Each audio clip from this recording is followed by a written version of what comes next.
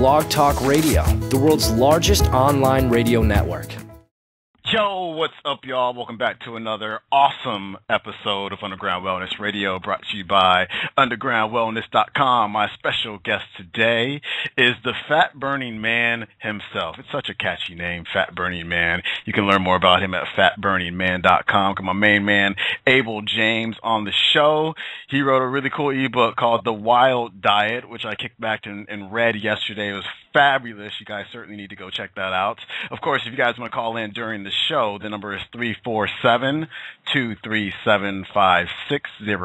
347-237-5608, and just press the number 1 when the system picks up, and I will get you on the air with the Fat Burning Man. Got some good questions tonight, good topics. Hopefully you guys will call in and get on the air and talk to a man. You guys know, Facebook.com/Underground Wellness, Twitter.com/UG Wellness. You guys can get the first chapter of my ebook, The Dark Side of Fat Loss, over at freedarksidechapter.com, freedarksidechapter.com. Of course, The Dark Side of Fat Loss, the Paleo Summit, the Real Food Summit, Per Tandem, Jerf T-shirts and tanks are in the Underground Wellness store at undergroundwellness.com. We launched the Jerf tees, was it last Friday or Thursday? And I sent out the email to 40-something thousand people, and you guys crashed my site. And so it was down for like 30 minutes. So if you went to the site trying to buy a tee after I sent that email, go on back. It's up and running now. And yeah, we got a good handful of them left. So definitely check that out. Might not have a show next week, working on getting somebody booked. I may just take the week off. I need to work on a new ebook, like maybe a 10-20 page ebook for my new website at SeanCroxton.com. If you guys want to check it out, it's pretty much done. It's live on the internet right now, SeanCroxton.com. Kind of more of my personal development, entrepreneurship, live your passion, cash in on your passion, serve the community, and take care of your body type of website. So I want to separate that stuff a little bit from undergroundwellness.com. So SeanCroxton.com. Don't opt in for the email list because I don't have anything to send you right now. That's why I need to work on a little report to kind of, give you something that you guys want to add value to your lives. Hey, this week, Thursday, 2 days from now, 5 o'clock Pacific time, 8 o'clock Eastern time, my main man and I, Reed Davis, who is the founder of Functional Diagnostic Nutrition, are doing a free webinar. So if you go to F as in Frank, D as in dog, N as in Nancy.tv, you can get registered for that. Again, that's this Thursday, 5 o'clock Pacific time, 8 o'clock Eastern time, same time as the show. And the webinar is called What Your Alternative Practitioner May Not Tell You About Adrenal Dysfunction. Reed has been working with some really smart guys, really getting down to the root of adrenal research and what's going on there. So we're going to cover some great topics. Of course, we're going to tell you about the Functional Diagnostic Nutrition program, which is, as I said in the other email, yesterday's email, the best decision or one of the best decisions I ever made in my life. Completely changed my whole mentality when it comes to health. Got me out of that calories in, calories out, it's just about diet and exercise type of mentality, and really got me into hormones and digestion and toxicity and the immune system and food sensitivities. And that course gave me the ability to be able to run tests and write up corrective protocols and just allow me to start a brand new business and to move away from personal training. So check that out, fdn.tv. That is tomorrow. I'm sure you guys are going to email and say, hey, is this going to be recorded? We are going to be recording it. It's going to probably be on my website on Monday morning. I'm leaving town on Friday morning, and so I may not have time to get it up then, but definitely by next Monday morning, I'll have it up on the blog. But I'm going to highly recommend that you guys attend live, because typically we give a deal on the course, and then I'm offering a free hour of coaching, whether it be for your health or for your business or marketing or whatever it may be. So certainly check that deal out. Is there anything else for me to cover tonight? I think that is pretty much it. My guest is the author of The Wild Diet. Let me give you his bio. Abel James is the host of the wildly popular Fat Burning Man show. It's like a hit on iTunes. It's consistently top 10, top 15 on iTunes. He's certainly crushing it. Great interviewer, and he's got a tremendous voice. He should like make an ebook or like a program on how to have like the sexiest voice ever, so you can get dates and stuff. Wait till you hear this guy's voice. He's a best-selling author and former research consultant and strategic advisor to the consumer food and beverage industry, dropping 20 pounds in 40 days and later building over 10 pounds of pure muscle in 2 weeks. He brings the techniques he developed for the wild diet to his clients and has achieved extremely compelling results. A research beast, Abel James completed high school and college in a total of just 6 years. It took me 6 years to get through college. Distinguished as valedictorian at New Hampton School, he graduated as a senior fellow with honors at Dartmouth College with a concentration in psychological and brain sciences. Abel is a consultant for the federal government and 14 Fortune 500 corporations. Is there anything this guy doesn't do? And has conducted research studies, presentations, and speaking engagements in North America, Europe, South America, Africa, and Asia. And he is also, on top of all that, he is a singer and songwriter. He is my main man, Abel James. Abel, welcome to the show, man. Hey, thanks so much, Sean. It's a pleasure to be here. Pleasure to have you here. It's always good to speak with another author as well as podcaster. You're a researcher as well. You do a whole lot of stuff, man, as I just said in your bio. So tell us how this all came about. What's your journey been like? All right, so I didn't start off knowing everything, and I certainly don't claim to now, but it's been quite a journey along the way. You know, I'm a closet nerd, or just a totally out of the closet nerd, depending on how you want to think about it. But I've been, experimenting with different sorts of ways of eating and exercising pretty much my whole life. And when I started out, my dad was a big fan of steak, and as a teenager and rebelling, I put on the vegetarian hat for a long time for a variety of reasons. I found that it didn't particularly work well for me, and I think one of the reasons for that is I was doing it wrong. I was eating a lot of things that I know now to be very unhealthy. And as a result of that, in my 20s, I was working very hard doing consulting, and stress was just all over my life. I was dripping with it.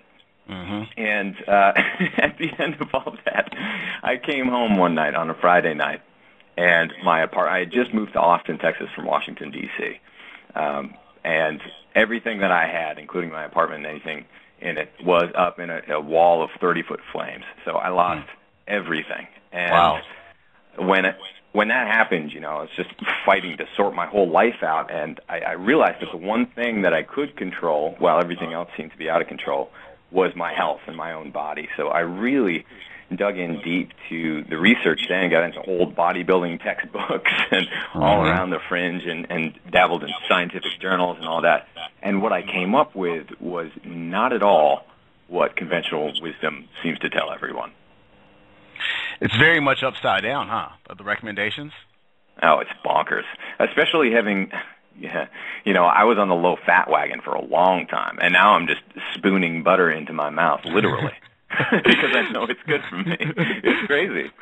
Spooning butter, taking shots of coconut oil, the stuff that, gosh, if I think back to, 6-7 years ago, if I was that same guy and I knew what I was going to be talking about, these days, I would have thought I was crazy, man. Telling people to eat butter and coconut oil and to eat the skin on the chicken and things like that is totally wild. Hey, I got a question for you. How did you come up with the name Fat Burning Man? Because it's just so catchy. Did it pop into your head one night? Yeah, it did. A lot of things kind of come in dreams, and I always have a notebook around. So I don't remember exactly how it came, but it was this idea that it's not my name. It's almost like a persona, like a superhero, right? It could be anybody. And so when I came up with it, I wanted to, the way that you change people isn't by telling them what to do. It's by being that example of what they want to be. You know what I mean? So it's like, as much as we tell people that fat isn't bad for you if it's the right fats, and all of these other things, it's more important to see for them that it works. And if you want to convince your close friends or family, those are the hardest ones to get to. But the way to get to them is always by leading by example. And so that's when I started this whole endeavor. That's what I wanted it to be. Teach people by your story, your example, and the results that you've gotten. I was on your show a couple of weeks ago. Actually, it just went live last week, and I was talking about. Thank you very much. I was talking about my new website, SeanCroxton.com, and some of the things I was going to be focusing on. And you said that you're doing something similar as well. You know, Dean's doing as well. We're really very much into mindset because we see how critical that is in getting the results that we want. So I'm reading your book, and great book, by the way. Fantastic. Thank you. Very, very well written. And one of the first things I noticed is that you split it into 3 different sections. You have the prepare your mind part, what to know, and what to do. Why did you start the book out with preparing the mind? I'm going to eat that one right up. You know, you said my background's in psychology and brain sciences and all of that, and actually my first book was as well. It's just, you need to, before you start knowing what to do and how to do it, and so many people get caught up in that, the reason they get caught up in it is because they don't really know how to approach that whole thing as a lifestyle choice. You know, and you need to really prepare. So what happens a lot of the time is if people know the how, they can just totally lose, 60 pounds, and it's not that big of a deal because they know the how. But when they get there, all the things that they thought they thought it was fat that was making them unhappy previously, they lose 60 pounds, they get there, they arrive, and they're still a freaking mess. And so I think it's really important to focus on the mind, and the mind just has enormous powers over the body. Like one of the tricks that I often use, because I'm a total nut job and type A, is visualization. You know, when you're too overwhelmed, or when you feel like you're frustrated, or you can't get to some answer, you just visualize what you want to have happen. And I believe in the power of the subconscious mind. I think it has amazing effects over the body and what happens in your life. And frankly, I think it's a lot smarter than we are. Very much so. I totally agree. I got a quote from you here. Our struggles with weight have just as much to do with our attitudes about food as they do with what we ingest. Attitude is huge. You know, our thoughts create our feelings, create our actions, create our results. You know, we talked about that on past shows. It's so big. I really want people to get into that. It's not just diet and exercise. And speaking of that, you write that body composition is 80% diet and 20% exercise. But, you know, of course, there's a lot of folks out there that are blaming their weight on their genetics. So where does genetics fit in there? Does it deserve a slice of that 80-20 pie? You know, I think so, but when you're talking about what's optimal for people or optimal for health, everyone, starts at 1. It's all the same. And like, we all have different bodies, different bone structures, but it goes far beyond genetics. You know, people have different sensitivities, different gut flora, and all of these things have a huge impact on your body composition. So yes, genetics definitely play a role in how you look and how you feel and everything else for that matter, but it's definitely not an excuse. Mm-hmm. You know, that's what I don't like hearing is people are just like, oh, it's just my genetics. And I don't really buy that. And with the proper foods that we consume, we can flip the good genes on, the bad genes off, correct? Yeah, exactly. And there's a lot of science behind that. And I don't mean to say that, like, everyone is going to look like the cover of a fitness magazine.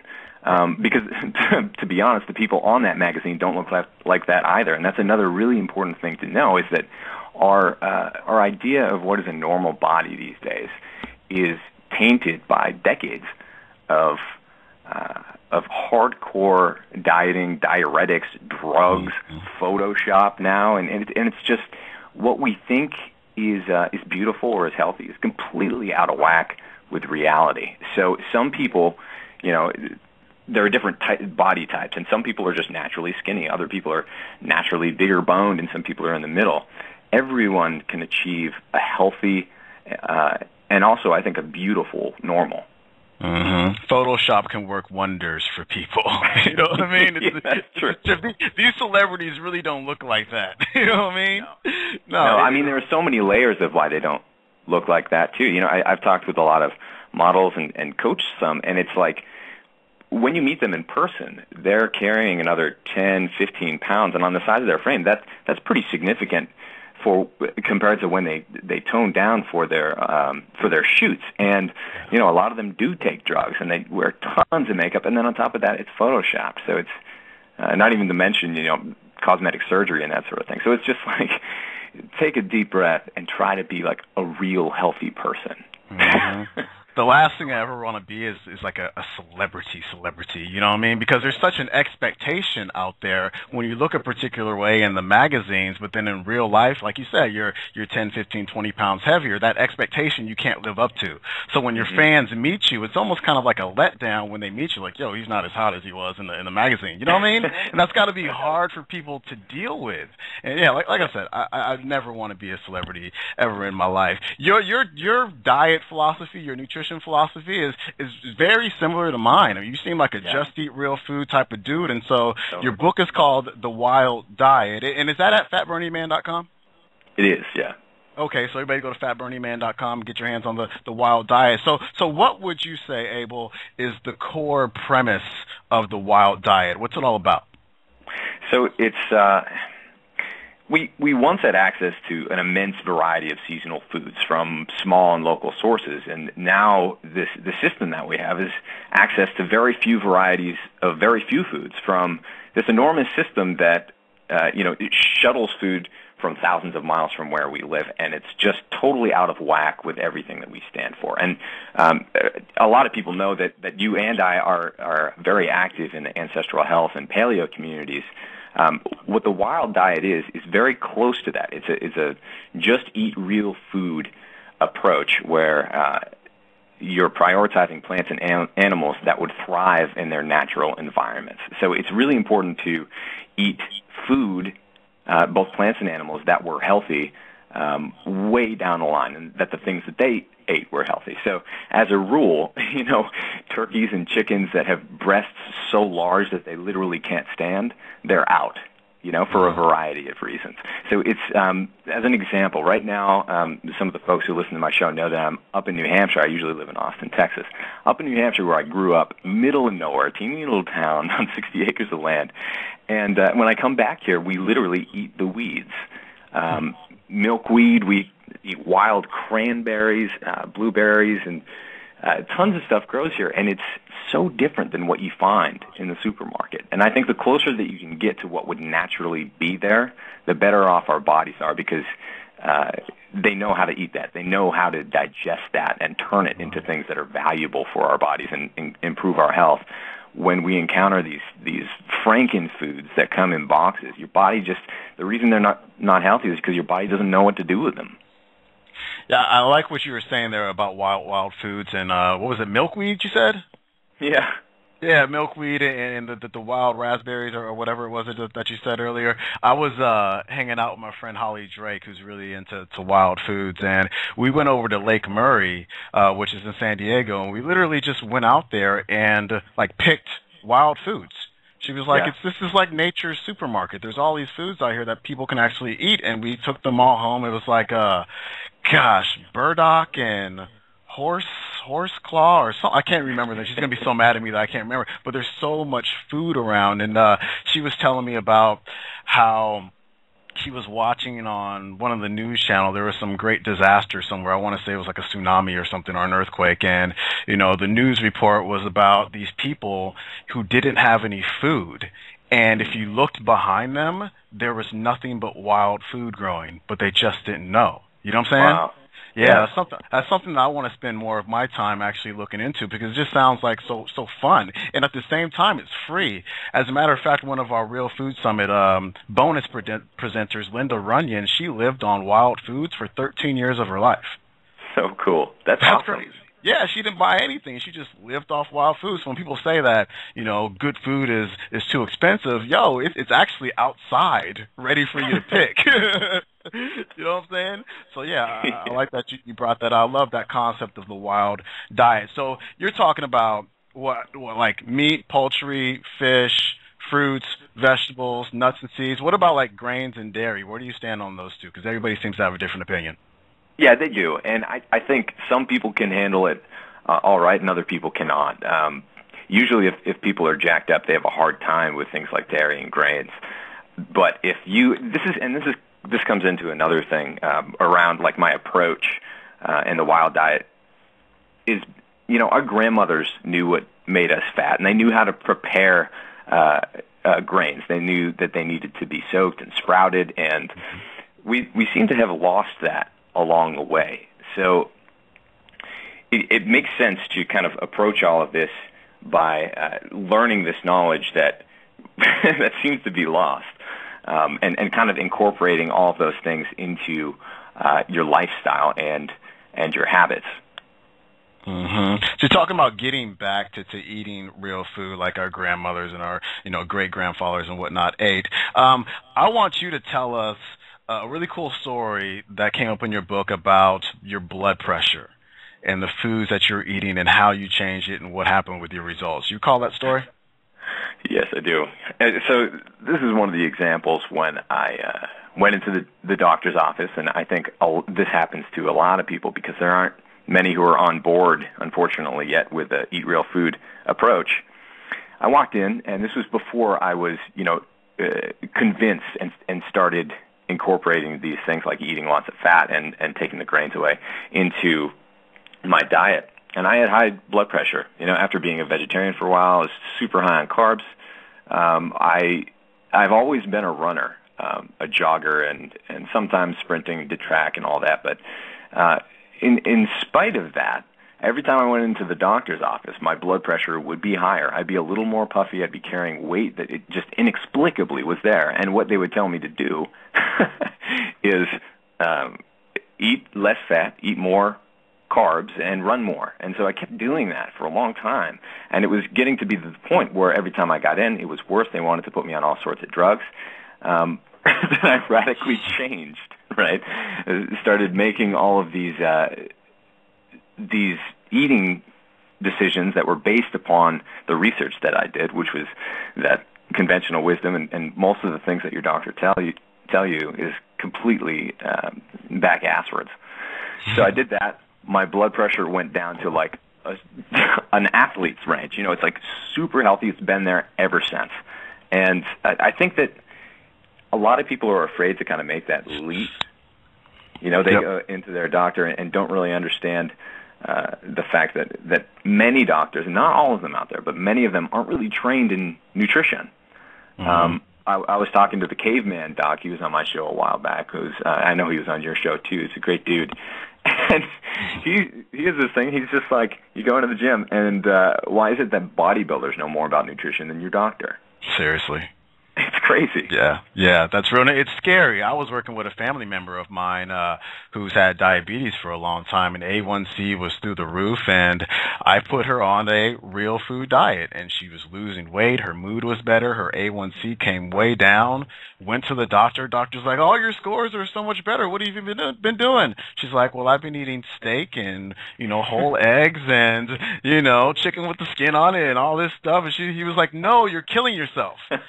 And it's like, no, all our markers are like where they're supposed to be. Everything's getting better after 16 years. After 16 years of working with this doctor, and things are getting worse. And then she does like a few months with me, and everything starts getting better. But she was killing herself for eating real food. It just blows my mind. I want to get to another mind-blowing topic with you, but first I want to let the listeners know that you can call in 347-237-5608, 347-237-5608 to get on the air with Abel. If you're already in the switchboard, just go ahead and press the number 1 if you have a question. I posted a quote from your book on Facebook and Twitter yesterday, and that thing went viral pretty quick.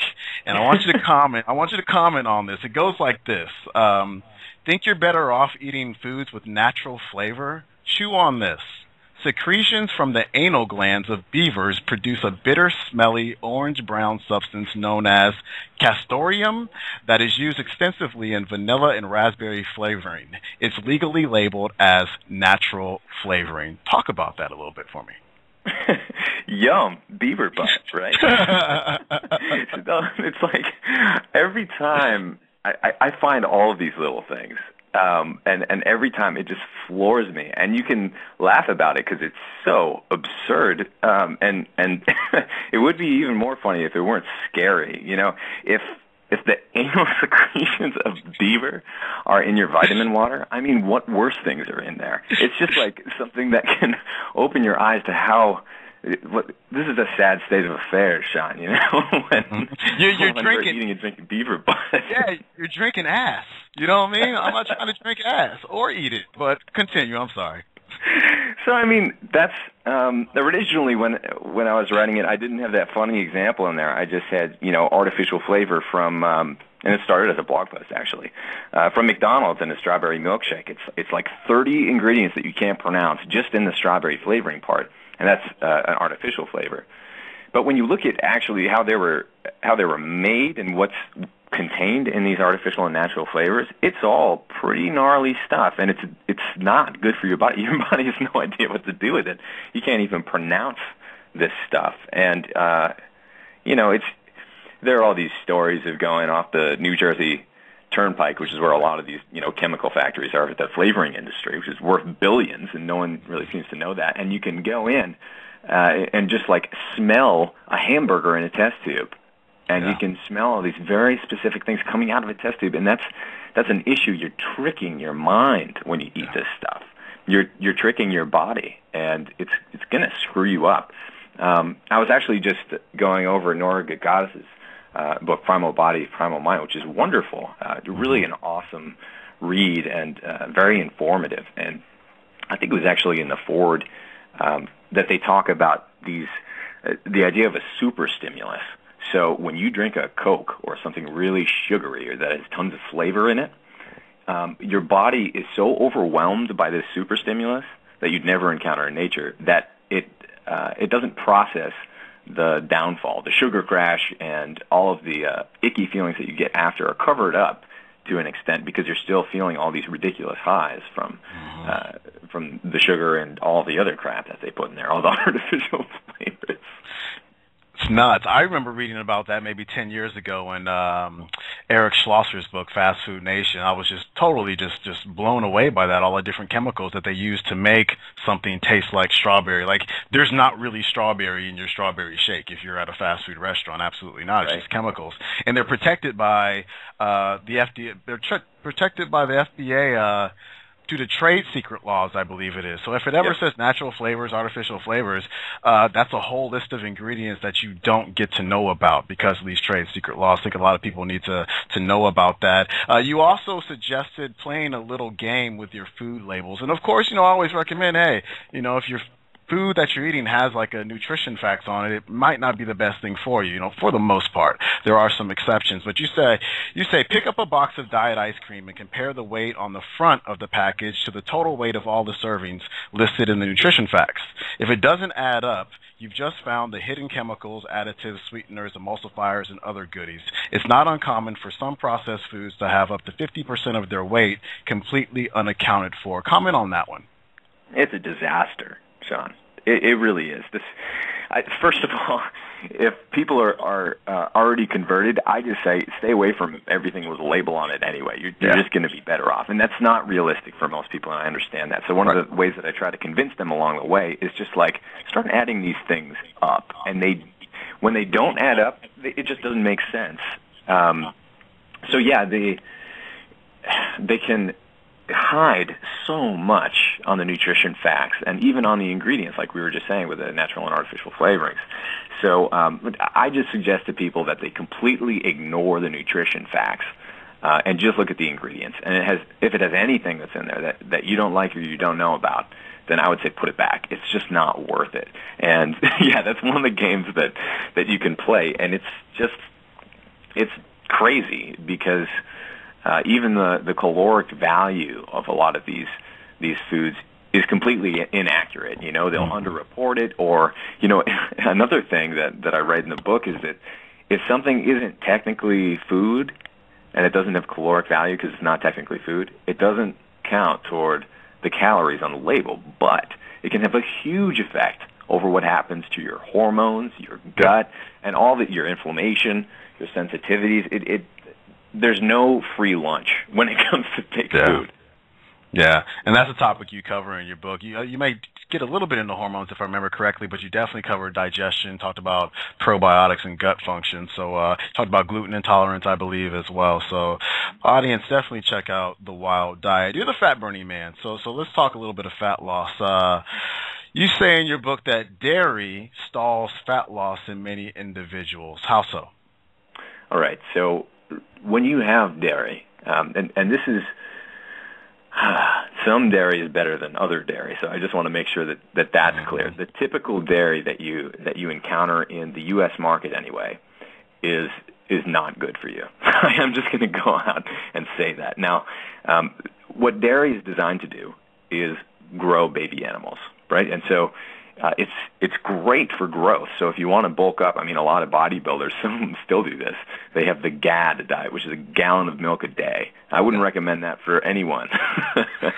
You're going to have a lot of, well, I won't get into it, but they don't always have the best digestive function. So dairy is something that I tend to actually use it fairly often. If I want to build up some muscle after a workout, it's great for that. I'll have usually, unfortunately in Texas you can't get raw dairy, but in New Hampshire you can, so I definitely make the best of it. I drink some raw milk after a workout. It definitely seems to help me bulk up, but if you're looking for that lean look, it's really not great for that. It raises your insulin, and most people who are listening probably know that that's a bad thing if you want to lose fat. It can be good as a tool to build muscle, but it's not something you want to play with, and certainly not something you want to have a lot of the time. So dairy is something, if you use it right, and you can process it within your own body and your body doesn't freak out, then I think that's great. It's delicious. A lot of people do fine with it. Some people certainly don't. I try to get goat dairy actually most of the time, and if you can stand the goaty flavor that sometimes comes along with it, then that's usually a much better option when it comes to digestion and how people handle it than typical cow dairy. I'm glad you mentioned goat. What about that one beverage that's always pronounced so many different ways? Kefir. What do you think about that? I like kefir. We've made it ourselves. I'm a big yogurt guy. We make a lot of our own yogurt also. And kefir, yogurt, they're both good. They have probiotics.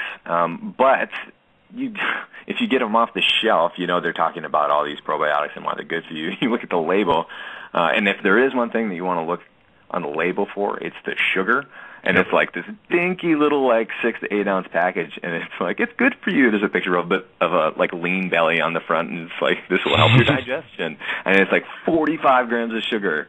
Yep. And you're like, holy crap, this is not good for you. That's kind of my take on that. Yeah. I mean, a lot of people don't really want to make their own foods, or they say that they don't have time.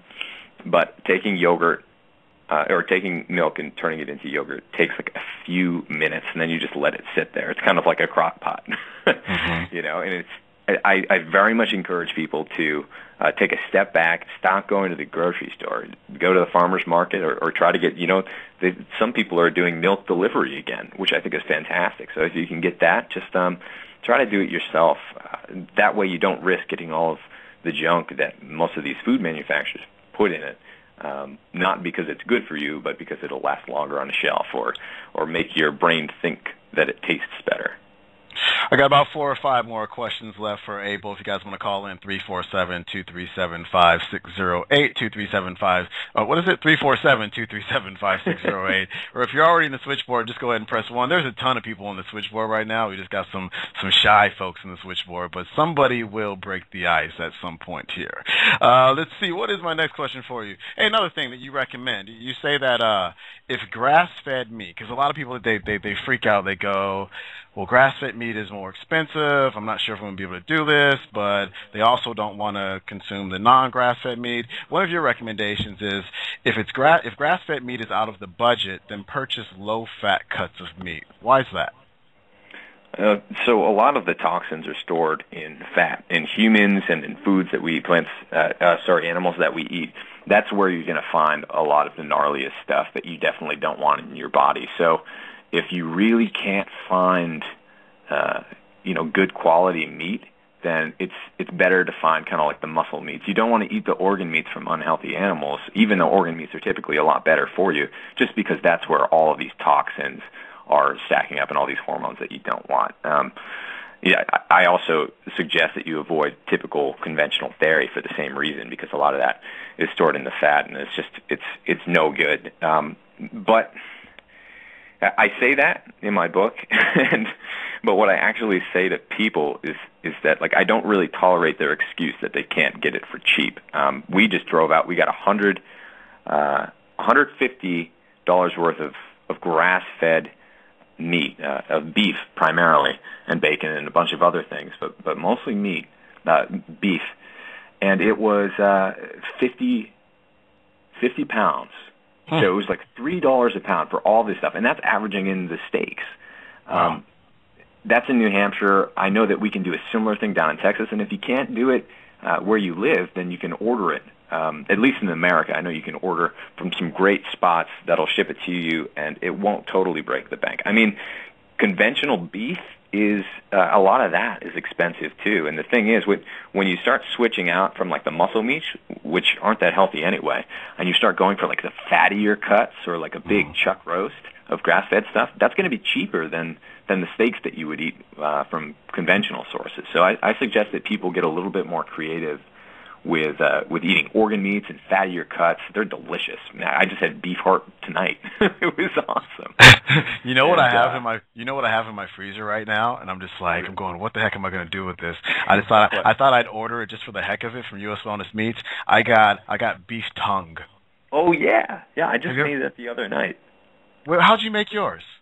All right, so the crock pot is awesome for that kind of thing, especially when you're a little bit afraid of it and you don't know how to cook it. But we made it like, it was a bit like pulled pork. So you take the outer wrapping of the tongue off at the beginning, and then you cook it in the crock pot for a while. And I think we used a recipe from George at Civilized Caveman, so a shout out to him. He totally rocks, and I love his recipes. We just put out a cookbook together called Caveman Feast, which is just awesome. But I really walk the walk and use all of his recipes and steal them from him. But I think it was his, and you just shove a fork in there and you kind of shred up the meat, and you put in some, we do a homemade barbecue sauce, and man, it is delicious. It's very similar to pulled pork, a little less fatty, but it just has a great flavor to it. And, you know, it used to be my grandmother raised all of my aunts and uncles and my dad on a farm, and the beef tongue was always their favorite thing to eat. And it's amazing how quickly that's changed. You know, it used to be a delicacy, and now like people won't go near it. Yeah, I think I scared like half my audience when I brought it up. So what's it similar to? Just give me an idea. Like, what's it taste similar to? I guess it's pretty, the way that we did it anyway, we spiced it a lot, just because I was eating with my parents and my girlfriend also, and, you know, it's a little freaky to be eating tongue for most people, even if you are weirdos like us. So we flavored it, and so it did taste a lot like, texture-wise and flavor-wise, like pulled pork, kind of combined with like a chuck roast or a roast beef. So it was a really hearty flavor and an awesome texture too. But we shredded, like I said, we shredded it up. We took some forks and made sure to do that, because otherwise it's kind of chunky. So that's one thing that helped all the sauces get in there, and we simmered it for a while so they could really absorb all those yummy flavors. And it was awesome. It's on. It sounds like a YouTube video, man. That'll be great. I know, right? You're the master of YouTube, though. How to make? I haven't done YouTube in so long. I just signed the papers for my new office. Oh my God, it's so awesome. I have this dope like brick wall background to shoot against. It's gonna be so rad. I'll move in on like October 15th, so we'll start doing YouTube videos again. Hey, I got one more question for you before we get to the callers. You got callers from the 443 and the 303. Just hang back for a second. So let's say somebody, you know, just the grass-fed beef just really isn't in the budget, and now they're eating leaner cuts. How do they replace the fats? What do you recommend they use as fats to kind of, you know, replace the fats that they're losing from eating the lean cuts? Yeah, well, fortunately, you can get some quality olive oil most places. You can get coconut oil, which that's not too hard to find. And one thing that's getting easier and easier to find is Kerrygold, which is grass-fed butter from Ireland, and we use that all the time. So I suggest that people start with that. I mean, you can go crazy and go into. We actually just rendered a bunch of our own lard, which is awesome, and wow.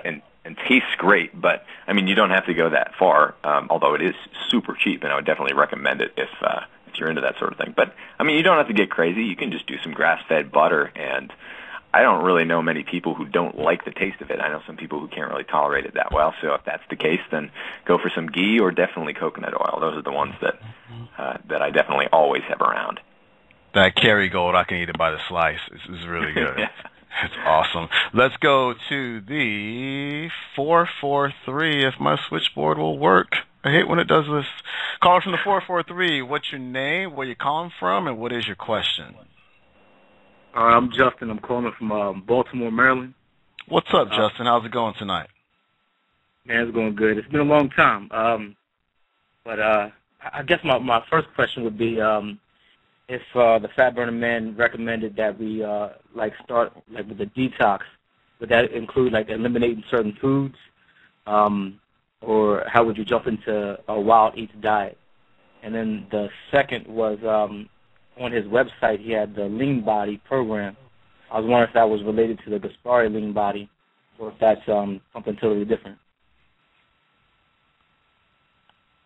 All right, I'll start with a detox. So yeah, when you cut out things that are bad for you, that's a detox. Your body is basically going to be, once you give it a chance to cleanse itself, you don't have to actually do a drink lemon juice for 14 days cleanse. You can just eat an anti-inflammatory diet, something very close to what's recommended for ancestral diets, which would be eliminating dairy, grains, and focusing on things that your body can digest well, like quality plants and animal foods. So it's kind of an elimination diet. If you do that for a few weeks, once you start reintroducing foods, like dairy is an example there, then you can see whether you tolerate it well or not. Hopefully you're in tune with your body enough at that point that you can kind of listen to it and see if you need an extra trip to the bathroom or if you feel some digestive upset. So I say that people start out as clean as possible with their diet at the beginning, so they really jump in and get a handle of what it's like to listen to your body and understand what it craves. Then you can try reintroducing other things. Like I personally eat some sprouted grains. I always stay away from gluten, but I definitely do make some sourdough breads. And as I say, the closer that you can get to making it yourself and real foods, the better off you are. And as far as the Lean Body program goes, Lean Body is just basically my approach to fat loss. So no, it's not related to any other companies or anything like that. Justin, you have a follow-up? Yes. So the detox, I really want to get my mother who's diabetic. She's in her 60s. Now, say jumping in, head first or, going as clean as possible, that wouldn't have any adverse effects, would it? When you take... Yeah, sorry, go ahead. Oh, yeah, it wouldn't be any withdrawals from having a dependency on unhealthy food or any side effects that would make her feel bad from not having what she used to have before. So whenever you clean out your diet, your body is going to be readjusting. And it's important to note that, yeah, you could get some cravings, some hardcore ones. A lot of people, especially sugar at the beginning, is one that that you can really get into trouble with if you're eating tons of it to begin with. It's something that you're going to have a hard time kicking, but once you do, you don't really come back to it. It's important to say that if you are diabetic or if you have a medical condition, it's always important to consult with your doctor. They might not always have the best advice, so I do encourage people to look at the Paleo Physicians Network and other people who are kind of on board with the ancestral approach, just because sometimes the advice does the opposite. Like, you don't want to feed someone who's diabetic more sugar. So, but the advice to always eat the cleanest, highest quality foods that are real and don't come in boxes, that's pretty much going to make anyone healthier. Certain foods are better for some people or worse, but you can't go wrong eating real clean foods. Justin, thanks for calling in, man. Good questions. All right, thank you. Yes, sir. Thanks, Justin. All right, we're going to go to the 303, and then phone lines are open. 303, what's your name? What's your question?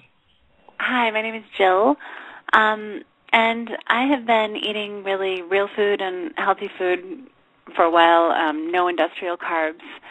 And I was feeling great and losing weight and doing really well, but the more I lessen my carb intake, I have terrible leg cramps that won't seem to go away with any magnesium or any other remedy. Do you know anything about that and why that would be? That's interesting. How long have you been experiencing that? I can control it by eating more carbs. I have to add sweet potatoes or something. If I don't add any kind of carbs and just do vegetables and fats and meats, I end up with leg cramps, and it can go on for, a couple of months at a time. Wow. So how low are your carbs? They were, when the legs cramps got really bad, they were very low. I was just doing a lot of vegetables and a lot of protein. So I'm wondering what kind of ratio you recommend, and is it bad to do no carbs at all? Okay, so there is that's a great question, and that's one that could ruffle a lot of feathers, so I'm glad you asked it. There's a big thing in like the ancestral community, and the no carb or the very low carb, and then safe starches and that whole thing. My personal take on it, and this is based on the research that I've read as well as my own personal experience, is that most people are better off eating some carbs than no carbs, and certainly better off eating like lower or controlled carb than eating lots of carbs. So, and I wrote a blog post about this not too long ago, about how when I go very, very low carb for too long, personally, like I get cranky, I don't feel that great, and my performance starts to be like I'm not as happy with the way that I look, feel, and perform athletically. So one thing that really helps me is when I start to feel like that, I just go and grab a sweet potato. And I love them. They're a great, easy option. And you can cook them a whole variety of ways. And when I do that, it's like I have to be careful not to eat them at night because I'll be up all night because I feel so great and I have so much energy. So if you find that you're not doing well on a super low-carb diet, I would just ask yourself, what's the real reason for doing it? Is it health? Is it fat loss? Because if you're already there, if you've already lost the fat, chances are you can probably handle eating some carbs. And some people say like any bit of glucose that you consume is going to shorten your lifespan. I don't agree with that, and I know that there's research that kind of goes against that notion. Eating some carbs, I'd recommend checking out Paul Jaminet's work if you haven't already. He wrote The Perfect Health Diet with a new version. I think it's coming out next month, and he has a great approach to all of that. Basically, don't overdo it on the carbs. If you're eating the right ones, though, just make sure that you're getting a little bit of them, and then just see how you feel. So if you're having problems with leg cramps, I would say if you can make them go away with a sweet potato, eat that sweet potato. Okay. Anything else that you recommend as far as really healthy carbs? Really healthy carbs. I like sweet potatoes. Do you recommend turnips or beets or anything else? Yeah, beets and turnips. I think the more variety that you can get into your diet, the better. People rag on nightshades and certain, the typical white potato is the worst thing in the world according to certain people. That doesn't really make sense to me. Science doesn't totally understand all of the different factors that are at work here. So it makes no sense to me that a sweet potato would be God's gift to man, and the white potato, and granted they're in different families, and that the white potato would be the worst thing on earth that you should never eat. That just doesn't make sense. I believe that if you have variety in your diet and you're getting it from a quality source, and especially if you go for like heritage or heirloom varieties of plants and animals, you're going to be better off than someone who's not. One thing that I love having here is when we're up in New Hampshire are parsnips, and that's kind of a weird food that most people haven't had. But especially if you join a CSA, you get this box of weird foods that you've never seen before, and I think that's great. So yeah, just try to vary your diet, and don't get too concerned with whether a food is good or bad if it comes from the earth and is a natural thing that humans could eat. Okay. And on corn that's organic, how do you feel about corn products that are organic? I use sprouted and organic corn. That's it. Cool. I think that's great. Lots of civilizations over time have eaten corn. I think there are certainly some, you don't want to have any GMO corn. If you can eat it, you don't see that you're gaining fat. You're not going too nuts with it. I mean, it's heavy in starches, but if you like it, I think it's a good treat to have from time to time, especially if it's after a workout or something like that. And if it doesn't upset your stomach and you're getting it from a good source, then go for it. Okay. And then grains like quinoa, do you recommend that sort of thing as well, or just vegetable sources?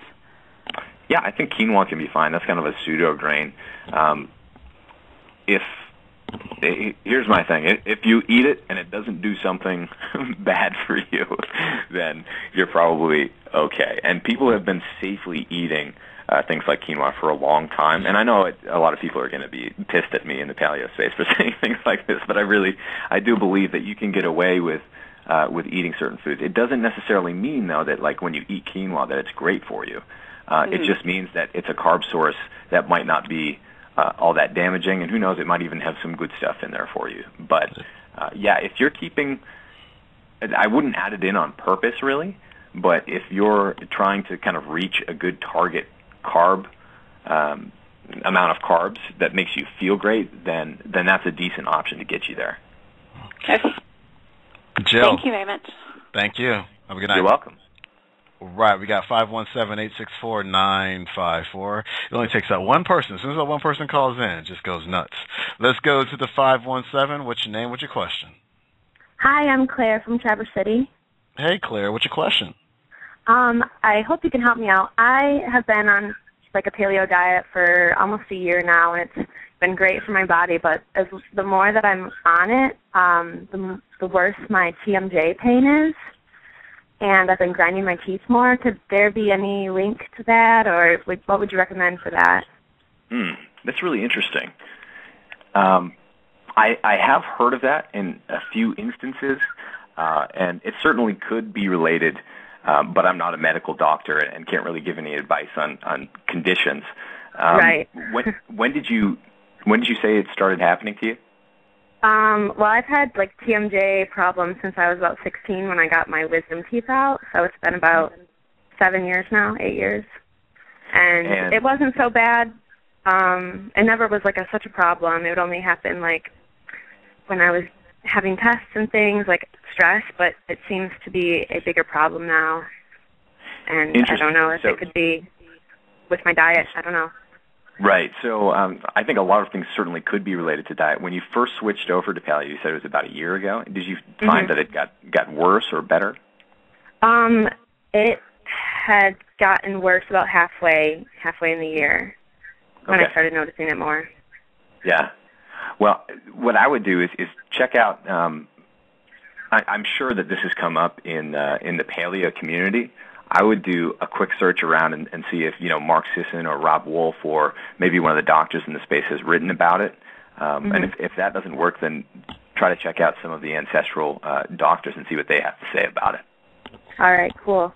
It's kind of a long shot question, but maybe you might know anything. We appreciate you asking. It's great. All right, thanks.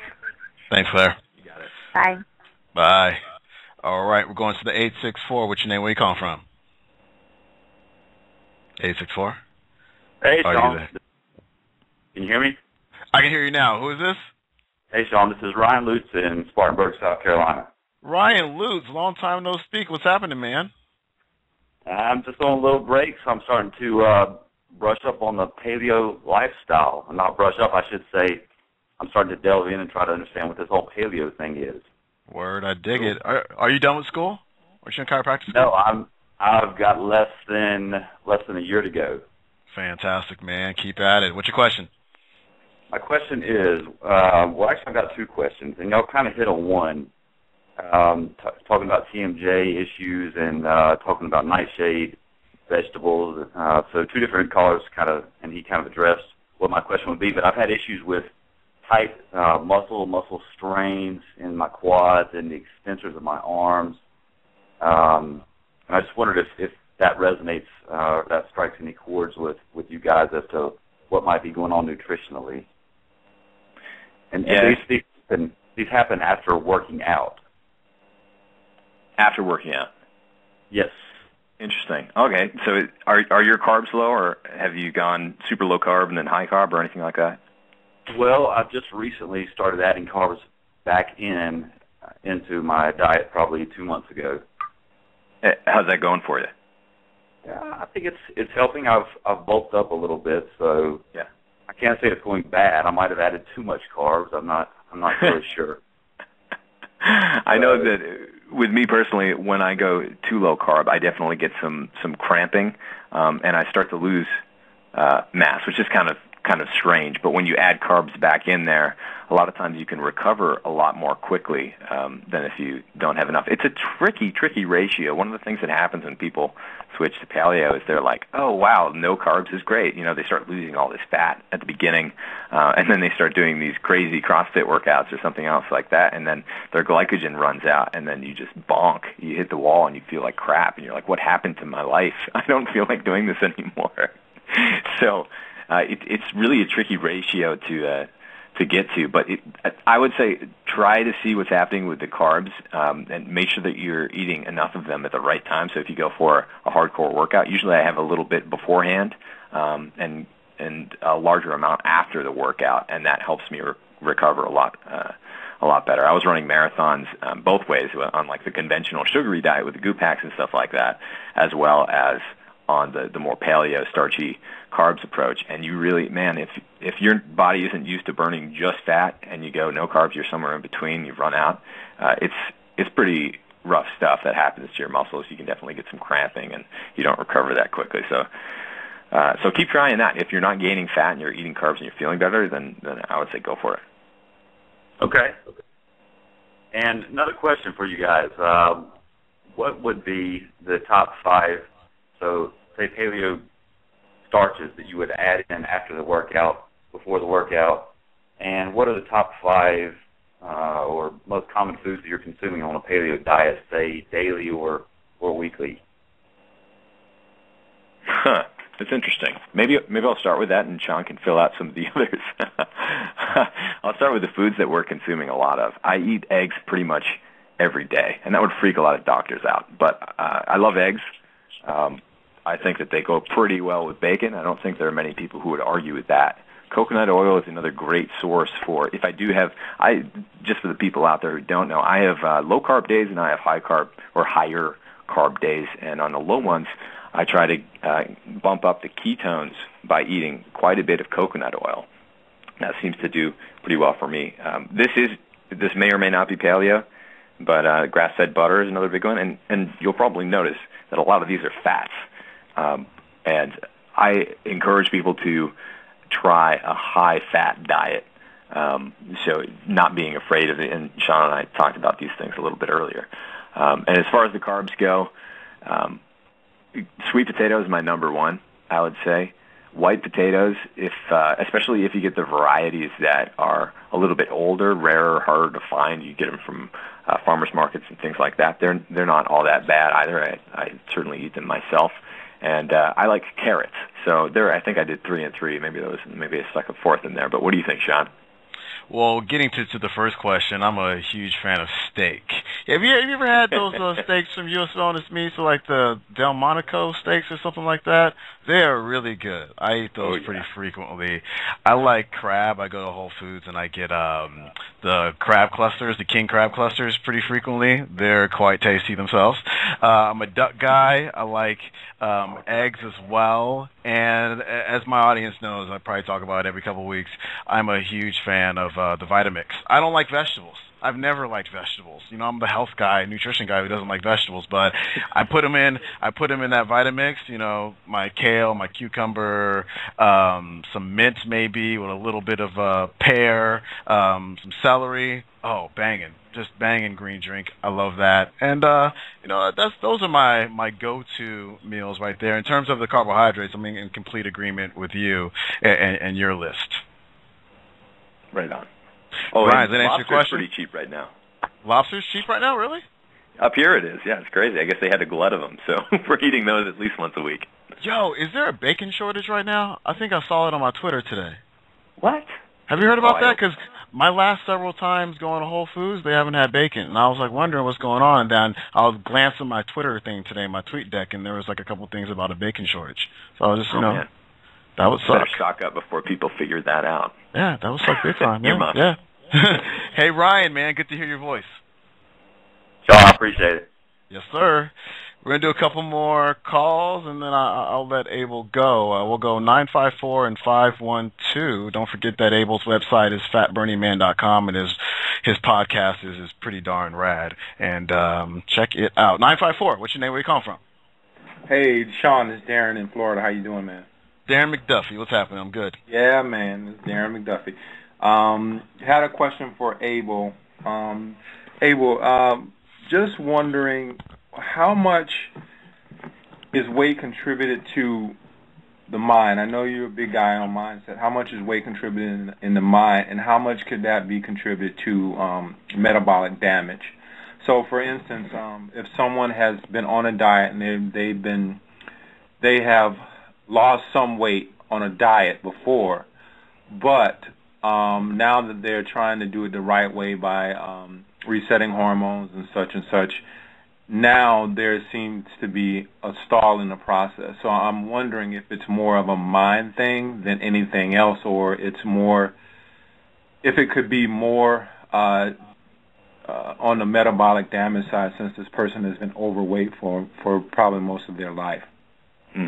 When you say diet, do you mean like calorie restriction, or do you mean a particular kind of diet? To be more specific, this person was on HCG, where they, 500 calories a day, and they were able to lose the weight, and then now they're going through a leptin reset and doing some other things and eating real food and all the things that are, that are good, but they are at a plateau. They can't seem to lose any weight. So I'm wondering if it's more of a mind thing, since the person has been overweight for most of their life. Whenever you do something that's really intense, calorie restriction, like 500 calories a day, certainly, it could work for a while in terms of losing weight and certainly losing muscle mass, but it's having a negative effect on hormones, and it's the way that the body communicates with the brain is going to be disturbed by that sort of kind of like drastic intervention. So at that point, your body could be, or someone's body could be giving them kind of incorrect signals, saying that you're still hungry when you're not. That's one of the reasons that I don't recommend long-term calorie restriction. It's something that can be very damaging, but you can recover from it. But so the mindset, I mean, think about how many meals you eat a day, or how many chances you have to put something either good or bad in your body. You have to ask yourself, like, every time that you eat that thing, it goes through your brain. So mindset is absolutely huge. You can control everything that you eat or that you don't eat. So, it could be a mindset issue. Like, a lot of people say that their diet's clean when it's not so much, and the mind is in control of all of that. So if you have it all dialed in, then you're going to be better off than not. So I'm not sure if I have a great answer to that question, but it could go either way. There could be some metabolic damage. That doesn't mean that all hope is lost, though. Like, you're going to be, or this person is going to be absolutely better off if they're sticking to eating real foods and not being afraid of eating food and not making them fat. Right. Hey, Darren, are you signed up for the webinar on Thursday?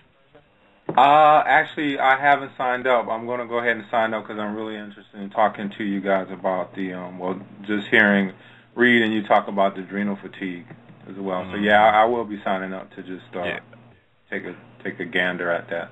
I think you'll get a lot out of that. I know personally, working with clients, especially those who had been yo-yo dieters or those who had lost a significant amount of weight, with significant calorie restriction, they always had tapped out adrenals for the most part, and cortisol production was really low. The hormones were off. Testosterone was low. For a lot of men, the estrogen was high, and those hormonal issues going on there could be at the root of what's going on with your client. And of course, you always want to ask some of the other questions that we've covered in other shows, like how's their digestion, going? What's their mood like? How's their libido? How well are they sleeping? Some of those other things that typically people don't really ask their clients, and see what's going on with that. And the testing that we do with FDN really paints a good picture, and when the client looks at it, they're like, oh, and when you look at it, it really starts to make sense. And so certainly check that out on Thursday. Yeah, I will. All right. For sure. All right, Darren, thanks for calling in, man. All right, thanks, Sean. Thanks, yes, sir. Okay, we're going to go to the 512, then the lines are open. I got like one or two more questions for Abel and myself. But 512, what's your name? Where you calling from? Hi, it's Alfredo from Rockdale. Alfredo, man, it's been like a year since you called into the show. Where you been? I know. I've just been, getting done, finishing up my school and just working, just trying to keep them, keep on with it. I've still been listening to the shows and, still looking at the videos and still trying to, maintain my health. I've lost 80 pounds. What? And, wow. Yep. Congrats, man. Yeah, pretty. I mean, it's all the information you've given us and all the people that you talk to that help me definitely keep a better, healthier lifestyle. That's right. Hey, do you have new pictures Do you have new pictures of yourself on your Facebook page? Yeah, I'm posting up every time I can. Just keep my progress, going down instead of up. I hear you. I'm gonna look you up right now, man. Very cool. What's your question? Well, my question is, it kind of goes with that. Being heavier, you kind of, whenever you go with the diet, it's kind of easier to lose the weight. Mostly, people call it water weight or whatever. But now, I find it a little more difficult. Sometimes I'll be like in the zone where, I'm doing my diet, doing everything, eating right, doing my fitness and everything. But then there's times where, I don't know, I just crave those junk foods, and I want to see what, as far as right now, how I can improve that to, keep going down instead of, going back up. What food should I be eating, like better food to help me lose weight? You're looking, Alfred, I'm looking at your pictures, man. You're looking good. You're looking real good. Congratulations. Abel, you kind of covered this a little bit in your book in terms of, those quote-unquote cheat days or, you're not going to be perfect, that type of stuff. Do you want to answer Alfredo's question about that? Yeah. Can I ask you, Alfredo, and that was a 512 number, I think. That's the same one on my phone for Austin, Texas. That's awesome, man. But yes, sir. What's your food? What's the one that, gets you every time? Well, my mom's always cooking those, Mexican food, all them mole, pozole, all that kind of stuff. Uh-huh. And sometimes it gets kind of hard, just, food all around and everything.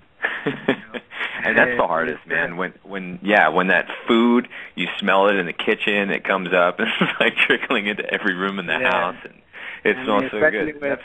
Especially with my mom, with my sisters, all they eat is, Hot Pockets, all that kind of junk food, corn dogs and all that stuff. So it's like, I got to do my own thing, Yeah, man. Just having it around is really hard. If there's any way that you can try to keep it out of your sight, that's especially that junk food. If you can get it in a particular cabinet, and just make sure the door's shut, because your mind will play tricks on you. If it knows, if you know that something's in the house and you know that you used to like it, you're probably going to crave it. That's just going to happen. So to the extent that you can, try to get that stuff out of sight. But when it comes to home cooking and stuff like that, even if it's not clean, paleo, whatever. You eat so many meals over the course of the week, you can afford to enjoy a few that don't particularly align with the way that you normally eat otherwise.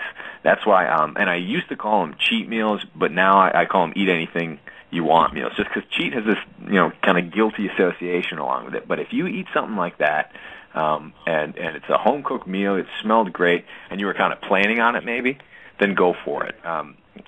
And you can do that it depends on the person, but 1 to 3 times a week. Guys can usually do 1 or 2 more than than girls can get away with before things really get bad, as long as you don't stuff your face too much.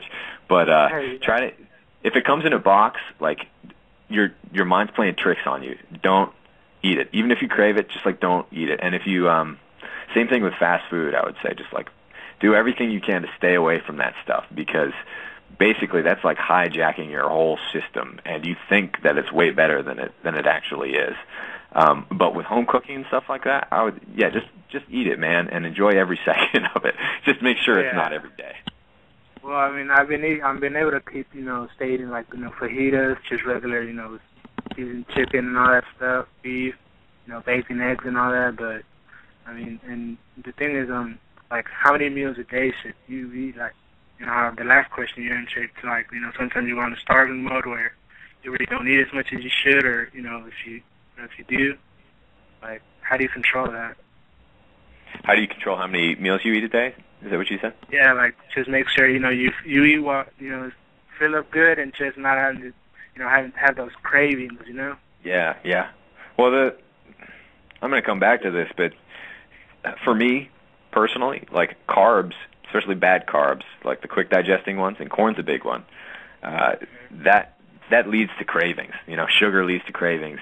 To the extent that you can get that stuff down, you won't feel as hungry as you are otherwise. That's why eating lots of fat is great, because it fills you up, but it doesn't make you like, that feeling when you stuff yourself. I know when I eat Mexican food or whatever, I have a full belly, or Chinese food, you have a full belly. Like there's no way that you could possibly get another grain of rice down your throat, and you're starving at the same time. That's what you want to avoid.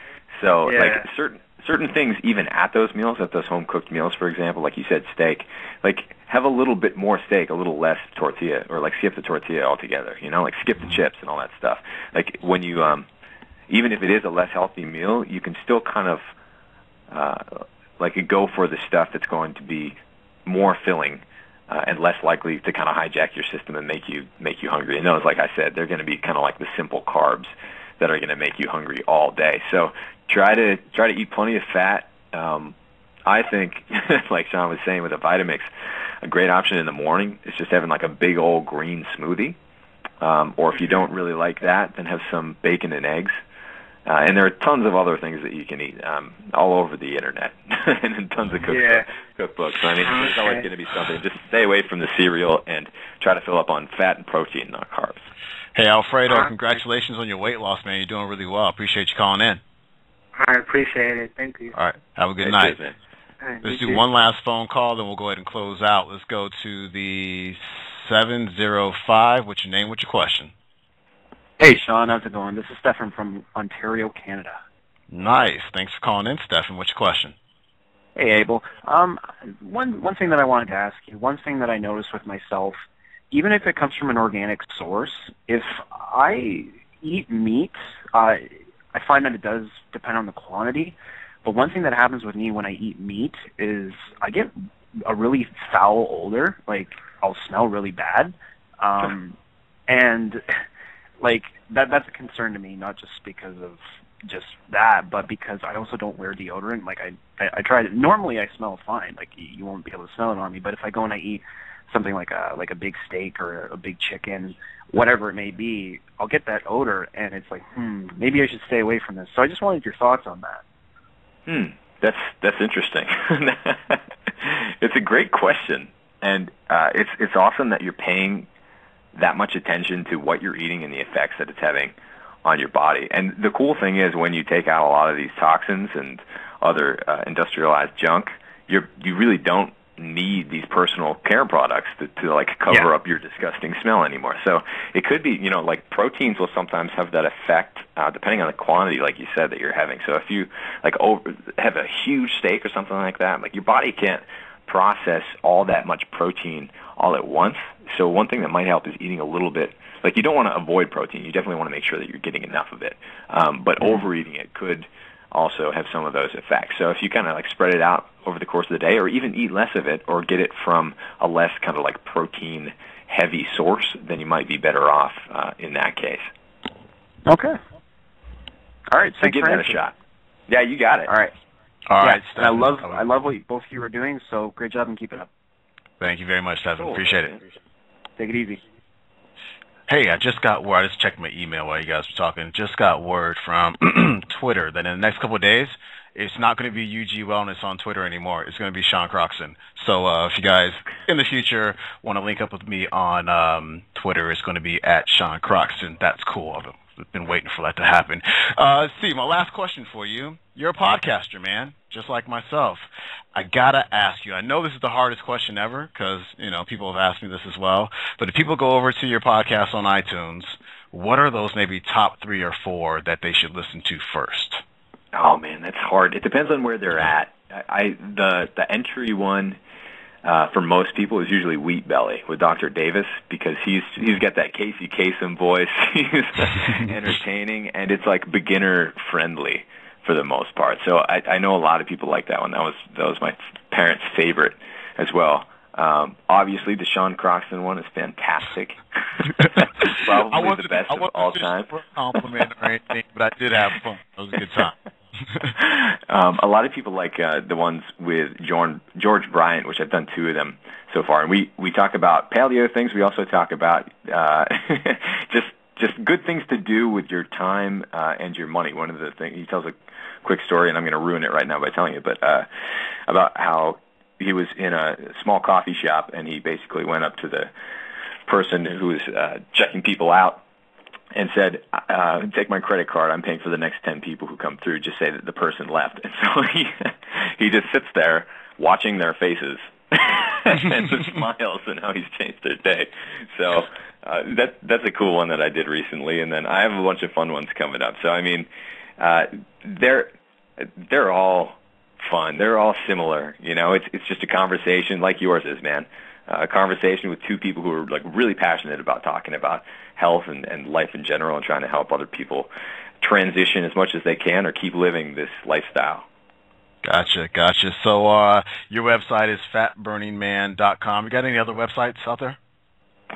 Lean Body Community is another website that I have. I have abeljames.com, which you can get some of my music stuff. Yeah, I have a bunch of other websites, but Fat Burning Man, if you're interested in health and fitness and this sort of lifestyle, is definitely the place that you want to be, and that's where you can check out the Wild Diet as well. Fantastic. Abel James, thanks so much. You crushed it tonight. Good job. Right on. Thanks so much, Sean. No problem. Have a good night, man. You too. Cheers. Yep. Thanks, guys, for tuning in. I may have a show for you next Tuesday. I may not, but I certainly won't leave you hanging. If I don't have anything lined up, I'll go ahead and upload one of the Real Food Summit interviews that you guys may have missed if you didn't purchase that. I think that's pretty much it. I think the week after that, I got Kathy Smart on the show. We're working on Lance Roll, who makes some really good bone broth. That's really helped me over the last couple of weeks, working on getting him booked and just keeping it different. I'm trying to bring new guests on that haven't been on the show before, and hopefully you guys are absolutely loving it. So check me out, undergroundwellness.com. Pick up your Jerf shirts. Pick up the Dark Side of Fat Loss. Get your free Dark Side of Fat Loss chapter at freedarksidechapter.com. And I'm out. Thanks for tuning in, guys. Peace. Blog Talk Radio, where millions of hosts and listeners gather.